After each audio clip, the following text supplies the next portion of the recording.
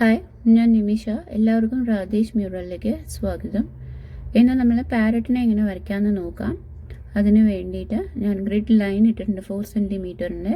ഇതിനകത്ത് basic body structure വരച്ചിട്ടാണ് നമ്മൾ പാരറ്റിനെ വരയ്ക്കാൻ പഠിക്കുന്നത്.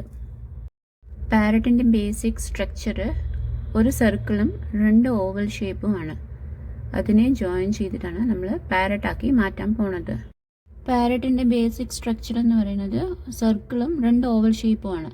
സർക്കിൾ ഫേസിൻ്റെ പാർട്ടിൽ വരും, വലിയ ഓവൽ ഷേപ്പ് ബോഡിയുടെ പാർട്ടിലും, ചെറിയ ഓവൽ ഷേപ്പ് അതിൻ്റെ ചിറകിൻ്റെ ഭാഗത്തുമാണ് വരുന്നത്.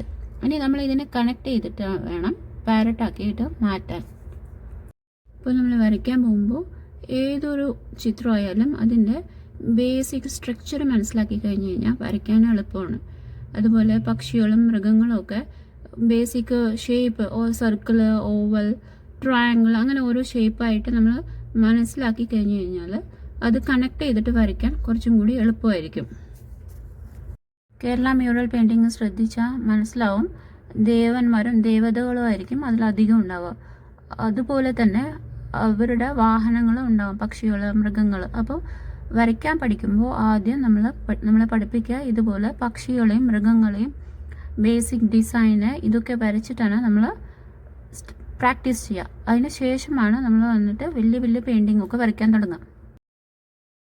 അതേപോലെ തന്നെ പെയിൻറ്റിങ്ങിൻ്റെ ബോർഡർ ഡിസൈനായിട്ടും ഈ പക്ഷികളെയും മൃഗങ്ങളെയൊക്കെ ഉപയോഗിക്കാറുണ്ട്. അതിന് പക്ഷിമാല, മൃഗമാല എന്നൊക്കെയാണ് പറയുക. അപ്പോൾ അതിന് വേണ്ടിയിട്ടാണ് നമ്മൾ ആദ്യം തന്നെ മൃഗങ്ങളും പക്ഷികളെയൊക്കെ വരച്ച് പഠിപ്പിക്കുന്നത്.